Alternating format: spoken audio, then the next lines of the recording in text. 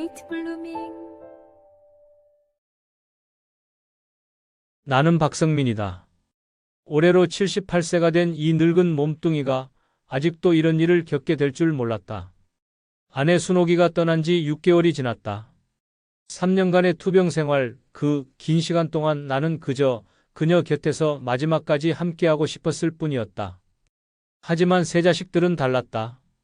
영민이, 영호, 그리고 은하까지. 어머니 걱정은 뒷전이고 오히려 아버지, 어머니 치료비로 너무 많은 돈을 쓰시는 거 아닙니까? 라고 말하는 놈들이었다. 특히 막내 은하의 말이 가장 가슴을 아프게 했다. 아빠, 어차피 회복 가능성이 희박하다고 의사도 말했잖아요. 이렇게 돈만 낭비하지 말고 차라리. 그 말을 끝까지 듣지 못하고 병실을 뛰쳐나온 기억이 아직도 생생했다. 그때부터였을까? 자식들에 대한 실망감이 가슴 깊숙이 자리 잡기 시작했다. 평생 가족을 위해 일해온 내가 이런 대접을 받을 줄이야. 오늘도 나는 저택 뒤편 정원을 걸었다.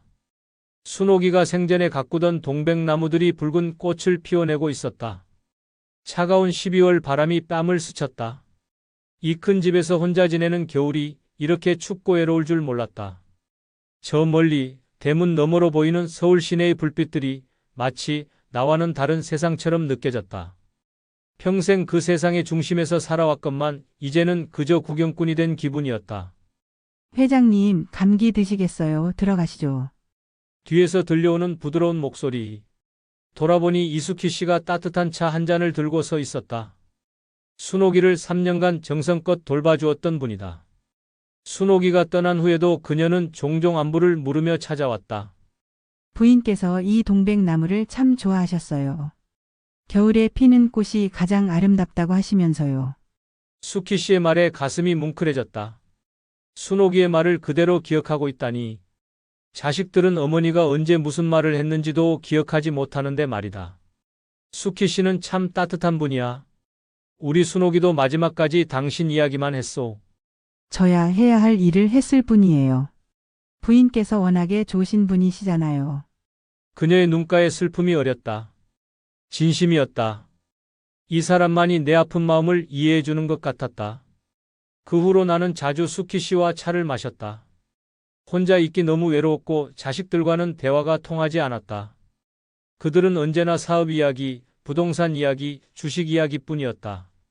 특히 큰아들 영민이의 행태는 도를 넘었다. 어머니 장례식이 끝나자마자 찾아와서는 회사 경영권 이양을 재촉했다.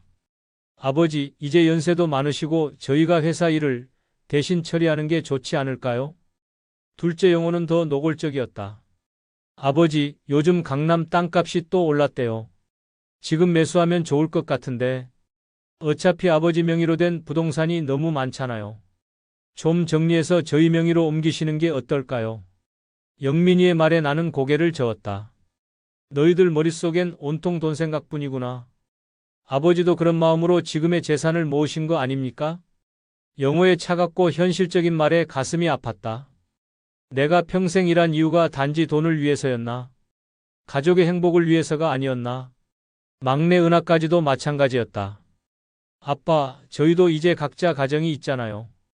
아이들 교육비도 많이 들고 미리미리 재산 정리를 해두시는 게 세금 면에서도 유리하다던데요. 이들의 대화를 들으며 나는 깨달았다. 내가 키운 자식들이 이런 모습이 되어버렸구나. 돈과 재산만 바라보는 속물들이 되어버렸구나. 그날 저녁 수키 씨와 정원을 거닐며 이런 속마음을 털어놓았다. 참 외로운 일이야. 평생을 가족을 위해 살았는데 정작 내 마음을 알아주는 사람이 없다니. 회장님, 외로우시겠어요. 하지만 부인께서는 분명히 회장님 진심을 다 아셨을 거예요. 그래도 순옥이가 있을 때는 이런 기분이 아니었는데 지금은 이 큰 집이 감옥같이 느껴져. 수키 씨가 잠시 걸음을 멈추더니 조심스럽게 말했다. 회장님, 새로운 시작을 하시는 건 어떨까요? 부인께서도 회장님이 혼자 외롭게 지내시는 걸 원하지 않으실 거예요. 그 말을 듣는 순간 내 마음속 깊이 잠들어 있던 무언가가 꿈틀거렸다. 이 따뜻한 사람과 함께라면 남은 인생이 이토록 외롭지는 않을 것 같았다. 겨울이 지나고 봄이 다가오면서 나는 변화를 느끼기 시작했다. 수키 씨와 보내는 시간이 점점 늘어났고 그녀와의 대화에서 위안을 찾게 되었다. 수키 씨는 단순히 간병인이었을 뿐만 아니라 교양 있는 여성이었다. 젊었을 때 간호대학을 졸업했지만 남편이 사업에 실패하면서 생계를 위해 간병 일을 시작했다고 했다. 그녀의 남편은 10년 전에 심장마비로 갑작스럽게 세상을 떠났고 그 후로 혼자 살아왔다고 했다. 참 힘드셨겠어요. 처음엔 정말 막막했어요. 하지만 환자분들을 돌보면서 오히려 제가 더 많이 배우고 위로받았지요. 그녀의 진솔한 이야기를 들으며 나는 점점 그녀에게 끌리게 되었다. 순옥이와는 다른 또 다른 매력이 있었다. 순옥이가 전통적이고 헌신적인 여성이었다면 수키 씨는 현실적이면서도 지적인 면이 있었다. 그런데 이상한 일이 생기기 시작했다. 자식들이 수키 씨를 보는 시선이 곱지 않았다. 처음엔 그저 아버지를 걱정하는 마음이려니 했는데 시간이 갈수록 노골적인 적대감을 드러내기 시작했다. 아버지, 그 간병인이 너무 자주 오는 것 같은데요? 은하가 조심스럽게 말을 꺼냈다. 이제 어머니도 돌아가셨는데 굳이 그렇게 자주 올 필요가 있나 싶어서요. 영민이도 거들었다. 아버지께서 외로우신 건 저희도 알아요. 하지만 그렇다고 해서 남이 너무 자주 들락날락하는 건 남이라는 말에 순간 욱하는 마음에 소리를 질렀다. 내 목소리에 화가 섞여 있음을 느꼈다. 자식들의 태도가 점점 마음에 들지 않았다. 봄이 깊어갈 무렵 나는 중요한 결정을 내렸다. 평생 회사 일만 하면서 살았는데 이제는 진짜 내가 원하는 삶을 살고 싶었다. 수키 씨와 함께하는 시간이 하루 중 가장 행복한 순간이 되었고 그녀 없이는 하루도 견딜 수 없을 것 같았다. 정원에 벚꽃이 만개한 어느 날 저녁 나는 마침내 용기를 내어 그녀에게 마음을 고백했다. 수키 씨, 나와 결혼해 주시오. 그녀가 놀란 표정으로 나를 바라봤다. 나도 처음엔 순옥이에 대한 미안함 때문에 이런 마음을 가져도 되나 싶었소. 하지만 이제 확실해.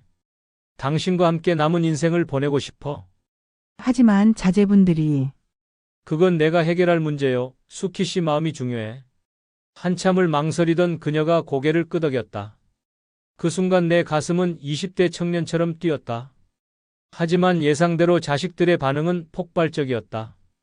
아버지, 정신 차리세요. 영민이가 소리를 질렀다.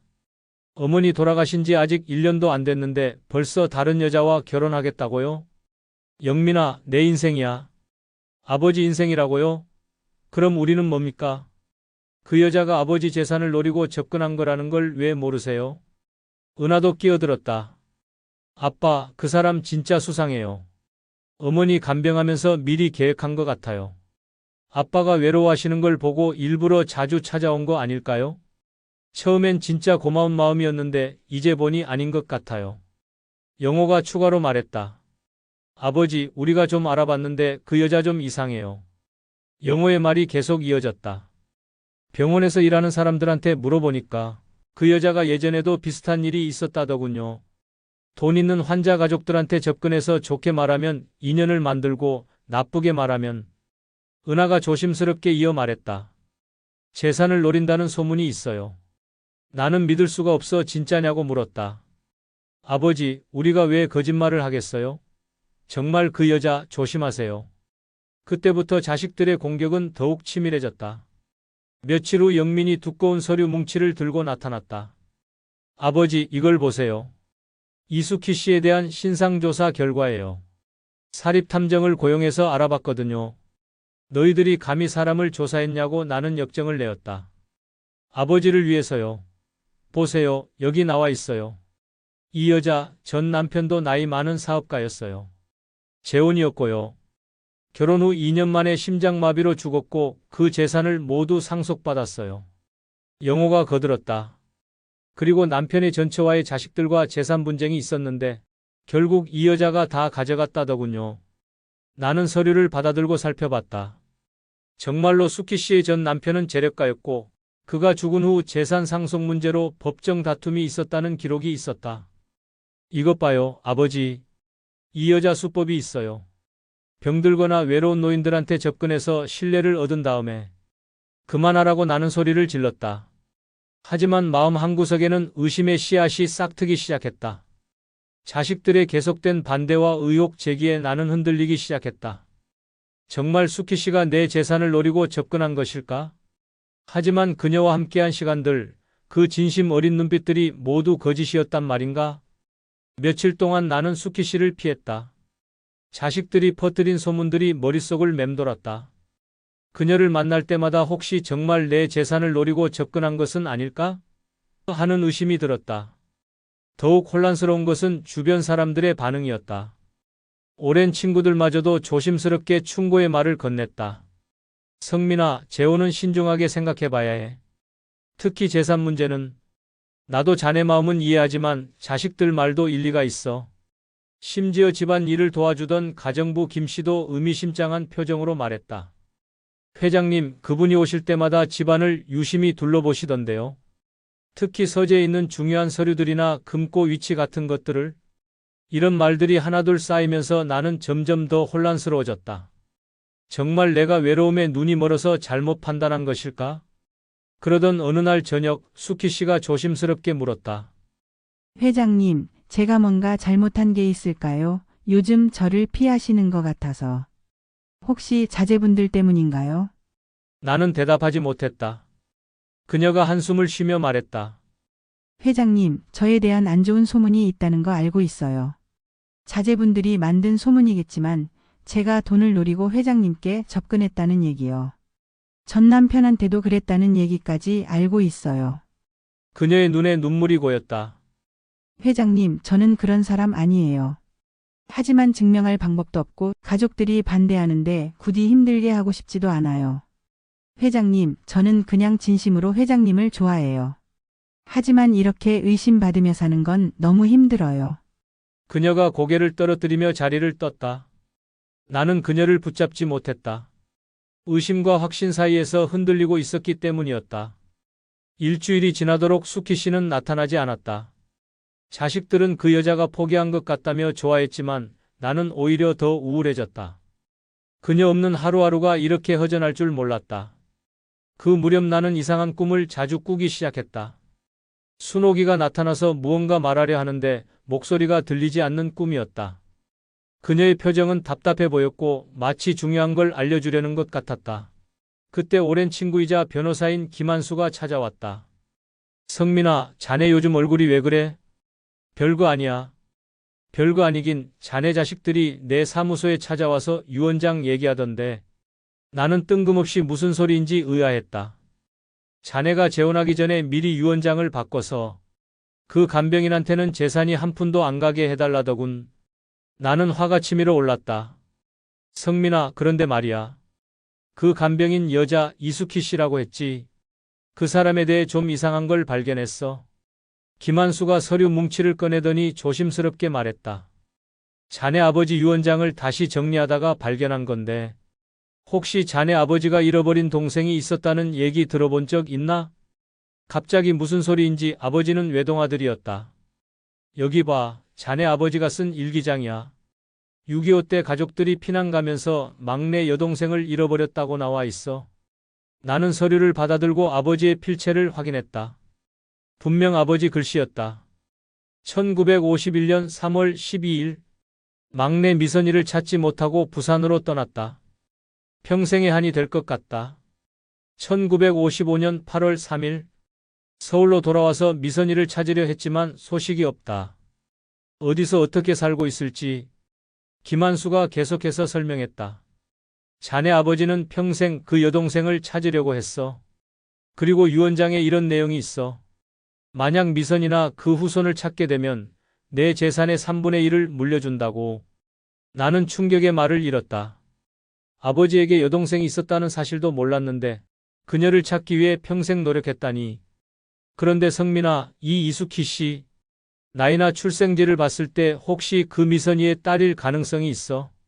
나는 설마 그럴 리가 없지라고 대답했다. 아니야, 정말로. 이수키 씨 어머니 이름이 박미선이야. 자네 아버지 여동생과 같은 이름이고 출생 연도도 비슷해. 나는 온몸이 떨렸다. 만약 이게 사실이라면 내가 사랑하는 여자가 내 사촌 동생이란 말인가? 김한수와 함께 더 자세한 조사에 나섰다. 며칠 후 그가 흥분한 목소리로 전화를 걸어왔다. 성민아, 맞아. 확실해. 이수키 씨가 정말 자네 고모의 딸이야. 호적을 다 뒤져봤는데 박미선 씨가 1951년 가족과 헤어진 후 부산에서 혼자 살다가 1960년에 이시성을 가진 남자와 결혼했어. 그리고 1963년에 딸을 낳았는데 그게 바로 이수키 씨야. 나는 머리가 하얘졌다. 그런데 더 놀라운 게 있어. 박미선 씨가 돌아가시기 전에 자네 아버지를 찾고 있었다는 거야.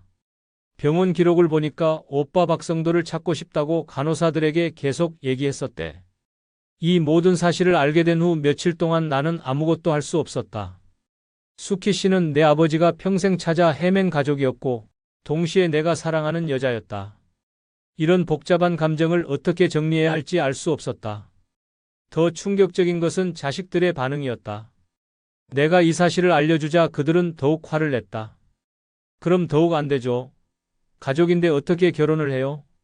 아버지 정말 정신 차리세요. 그 여자가 미리 이 사실을 알고 접근한 거 아니에요?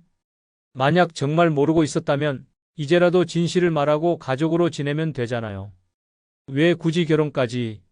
하지만 이상한 일이 또 생겼다. 자식들이 사립탐정을 통해 조사한 자료들을 다시 살펴보니 수키 씨의 전 남편에 대한 정보가 일부 조작된 것 같았다. 김한수가 직접 확인해 본 결과 수키 씨의 전 남편은 재력가가 아니라 평범한 중산층이었고 재산 분쟁도 없었다.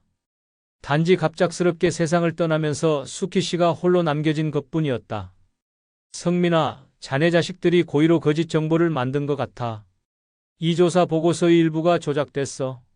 수키 씨를 나쁘게 보이게 하려고 일부러 거짓 정보를 넣은 거야. 나는 분노에 온몸이 떨렸다. 내 자식들이 순수한 사람을 이런 식으로 모함했다니. 더 이상 미룰 수 없었다. 나는 즉시 수키 씨를 찾아 나섰다.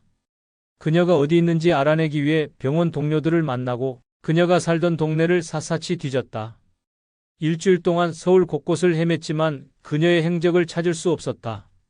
그러던 중 한 병원에서 일하는 간병인이 말했다. 수키 씨라면 부산으로 내려갔을 거예요. 어머니 묘소가 있는 곳이거든요. 힘들 때마다 그곳에 가신다고 했었어요. 나는 즉시 부산행 기차에 몸을 맡겼다. 78세의 몸으로 이런 여행을 한다는 게 쉽지 않았지만 그녀를 만나야만 했다. 부산의 한 작은 공동묘지. 김한수가 찾아준 주소를 따라가니 정말 그곳에 박미선 묘비가 있었다. 그리고 그 앞에서 꽃을 바치고 있는 수키 씨의 모습이 보였다. 수키 씨? 그녀가 놀라며 돌아봤다. 눈이 퉁퉁 부어 있었다. 회장님, 어떻게 여기까지? 당신을 찾으러 왔소. 나는 떨리는 목소리로 그동안 알게 된 모든 진실을 그녀에게 말했다. 그녀가 내 고모의 딸이라는 것, 자식들이 만든 소문들이 모두 거짓이라는 것, 그리고 내가 얼마나 그녀를 그리워했는지를 말이다. 그럼 저희 어머니가 평생 찾으시던 오빠가 회장님 아버님이었냐며 수키 씨의 눈에서 눈물이 흘러내렸다. 당신 어머니는 내 고모였어요. 그녀가 어머니 묘 앞에 무릎을 꿇고 흐느끼기 시작했다. 그녀는 평생 그리워하시던 오빠를 찾았다며 눈물을 흘렸고 나도 함께 무릎을 꿇고 고모에게 인사를 드렸다. 수키 씨가 낡은 사진 한 장을 꺼내 보여주었다. 어머니가 돌아가시기 전에 오빠와 함께 찍은 마지막 사진이라 하며 주신 거라고 했다. 사진 속에는 젊은 시절의 아버지와 어린 소녀가 함께 서 있었다. 분명 아버지의 모습이었다. 어머니가 평생 이 사진을 간직하고 계셨어요. 그리고 저에게 말씀하셨죠. 언젠가 오빠를 만나게 되면 이 사진을 보여드리라고. 그녀의 어머니는 평생 오빠를 그리워하며 살아왔던 것이다. 비로소 70년 만에 가족이 만난 것이었다. 서울로 돌아온 후 나는 자식들을 불러 모았다. 이제는 모든 진실을 밝힐 때였다. 너희들이 수키 씨에 대해 퍼뜨린 소문들이 모두 거짓이라는 걸 알고 있다. 자식들의 얼굴이 창백해졌다. 그리고 수키 씨는 우리 가족이야. 할아버지의 여동생, 즉 너희들 고모의 딸이다. 충격에 휩싸인 자식들 앞에서 나는 김한수가 조사한 모든 자료를 보여주었다. 아버지, 저희가 어떻게 알았겠어요? 영민이가 변명했다. 나는 너무 화가 났고 자식들한테 크나큰 실망을 했다. 왜 그런 짓을 했냐고 물어보자 영호가 고개를 숙이며 말했다. 아버지 재산을 지키려고요. 만약 아버지가 재혼하시면 저희가 받을 상속분이 줄어들까봐. 그래서 순수한 사람을 그렇게 모함한 거야? 자식들은 아무 말도 할 수 없었다. 이 모든 진실이 밝혀진 후에도 문제는 남아 있었다. 수키 씨는 분명 내 고모의 딸, 즉 나와 사촌 관계였지만 내가 그녀에게 느끼는 감정은 변하지 않았다. 며칠 밤을 뜬 눈으로 지새우며 고민했다. 이 감정이 옳은 것인지 도덕적으로 문제가 있는 것은 아닌지 너무 혼란스러웠다. 그러던 어느 날 수키 씨가 조용히 찾아왔다. 사촌 오빠, 이제 그렇게 불러도 되죠? 저도 많이 생각해 봤어요. 저희는 사촌 관계지만 직계 가족이 아니고 법적으로도 결혼이 가능해요. 그리고 그녀가 잠시 망설이더니 용기를 내어 말했다. 저도 사촌 오빠에 대한 제 마음은 변함이 없어요. 가족이라는 걸 알게 된 지금도요. 그 순간 나는 사랑에는 정해진 형태가 없다는 것을 깨달았다. 우리는 서로에게 사촌이면서 동시에 인생의 동반자가 될 수 있다고 생각했다. 이 모든 진실이 밝혀진 후 자식들의 태도가 완전히 달라졌다. 그들은 진심으로 반성하고 수키 씨에게 사과했다. 수키 고모님, 저희가 정말 못됐어요. 앞으로는 진짜 가족으로 모시겠습니다. 영민이가 깊이 고개를 숙였다. 저희가 욕심 때문에 정말 소중한 가족을 몰아내려 했네요. 은하도 눈물을 흘리며 사과했다. 하지만 여전히 복잡한 문제가 남아 있었다. 수키 씨는 내 고모의 딸이면서 동시에 내가 사랑하는 여자였다. 이런 관계가 과연 옳은 것일까? 고민 끝에 우리는 법률 전문가와 상담을 받기로 했다. 다행히 법적으로는 아무 문제가 없었다. 더 중요한 것은 우리 둘 다의 마음이었다. 가족이라는 것을 알게 된 후에도 서로에 대한 감정은 변하지 않았다. 혈연으로는 사촌이지만 마음으로는 인생의 동반자가 되는 것이었다. 결혼식은 늦가을 정원의 단풍이 아름답게 물든 날에 치렀다. 이번에는 정말 가족들의 진심 어린 축복을 받으며 할 수 있었다. 자식들도 진심으로 축하해 주었다. 아버지 정말 행복하세요. 수키 고모님도 정말 예쁘세요.